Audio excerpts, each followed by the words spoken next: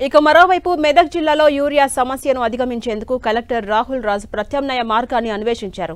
యూరియాకు alternate గా ఇఫ్కో తీసుకొచ్చిన Nano urea, Nano డిఏపీలపై రైతులకు అవగాహన కల్పిస్తున్నారు. ఉమ్మడి మెదక్ జిల్లాలో అత్యధికంగా వరి సాగవుతోంది. దీంతో కొద్ది రోజులుగా యూరియా సమస్య ఏర్పడింది. ఈ నేపథ్యంలో న్యానో యూరియా ఉపయోగాలను రైతులకు చెప్పి వినియోగించే విధంగా చేస్తున్నారు కలెక్టర్.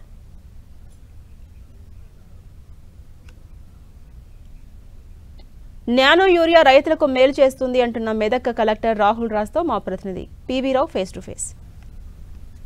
రాష్ట్రంలో యూరియా కొరత రైతులను వేధిస్తుంది. ముఖ్యంగా ఉమ్మడి మెదక్ జిల్లాలో కూడా యూరియా దొరకని పరిస్థితుంది. ఈ నేపథ్యంలో యూరియాకి ప్రత్యామ్నాయంగా ఉన్నటువంటి నానో యూరియాని ప్రోత్సహిస్తూ రైతుల్లో అవగాహన కల్పిస్తూ ముందుకెళ్తున్నారు జిల్లా కలెక్టర్ రాహుల్ రాజ్. చెప్పండి సార్, ఇది నానో యూరియా ఎప్పుడో తయారై వచ్చింది ఇండియన్ ఫెర్టిలైజర్స్ ఫార్మర్స్ సొసైటీ నుంచి, కానీ రైతుల్లో అవగాహన లేమా, ఇందువల్ల దీన్ని ఉపయోగించడం లేదు, దీన్ని ఏ విధంగా ప్రోత్సహిస్తున్నారు రైతాంగంలో?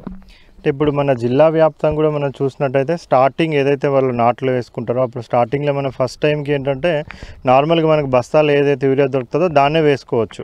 బట్ తర్వాత నెక్స్ట్ 2 phases ఉంటాయి. మనకి నాట్లు వేసిన ఒక 25 రోజుల తర్వాత మళ్ళీ ఆ 25 రోజుల నుంచి ఇంకో 25 రోజుల తర్వాత ఈ 2 phases ఏదైనా ఒక ఫేజ్లో 2 phases కూడా మనము ఈ నానో యూరియా అనేది కూడా వాడవచ్చు. ఫస్ట్ టైం ఒకటి బ్యాగ్లో వేసుకున్నా కానీ సెకండ్ థర్డ్ టైంలో ఎప్పుడైతే వేసుకుంటారో ఆ రెండో దశ అంటే కలుపు తీసే దశ నుంచి మళ్ళీ తర్వాత చిరుపొట్ట దశ వరకు అని చెప్తారు. సో ఈ 2 దశలలో ఎప్పుడన్నా కానీ కూడా వాళ్ళు నానో యూరియా వేసుకున్నట్టయితే కూడా వాళ్ళకి ఆ బస్తా యూరియాతో ఏ విధమైన దిగుబడి వస్తుందో దానికంటే కూడా ఎక్కువ వచ్చే దిగుబడి కూడా మనకి నానో యూరియాతో ఉంటుంది. ఇది ఎట్లా వినియోగిస్తారు రైతులు? మీకు ఎలాంటి రిపోర్ట్ ఉంది? సో ఇప్పుడు ఏంటంటే ఇప్పుడు ఈ నానో యూరియా ప్లస్ అనేసి వచ్చింది. అంటే ఇంతకుముందు ఏదైతే ఫస్ట్ ఇంట్రడ్యూస్ చేసిన వెరైటీ ఉందో దాని మీద ఇంకా మార్పులు చేసి ఇంకా ఎఫిషియెంట్గా దీన్ని తీసుకొని రావడం జరిగింది. సో దీని ద్వారా ఏంటంటే మనకు ఒక బస్తా యూరియా నార్మల్గా మనం కొనే దాంట్లో ఎంతైతే నైట్రోజన్ ఉంటుందో సేమ్ క్వాంటిటీ మనకు ఈ నానో యూరియాల 500 ml బాటిల్ ఇది. So same quantity of nitrogen కూడా మనకు దీంతో ప్లాంట్స్కి రావడం జరుగుతుంది అనమాట. రైతుల్లోకి ఏ విధంగా కార్యాచరణ దీన్ని తీసుకెళ్తారు? ప్రతి గ్రామంలో అవగాహన కల్పించేది ఎలాంటి కార్యాచరణ రూపొందించారు దీన్ని? సో మన agriculture officers, mandal agriculture officers, agriculture extension officers వాళ్ళందరూ కూడా రైతులతో నేరుగా వాళ్ళతో మాట్లాడి కూడా వాళ్ళకి అవగాహన కల్పిస్తూ ఉన్నారు. సో దీనివల్ల ఎంత ఉపయోగంలో కూడా చెప్తా ఉన్నారు.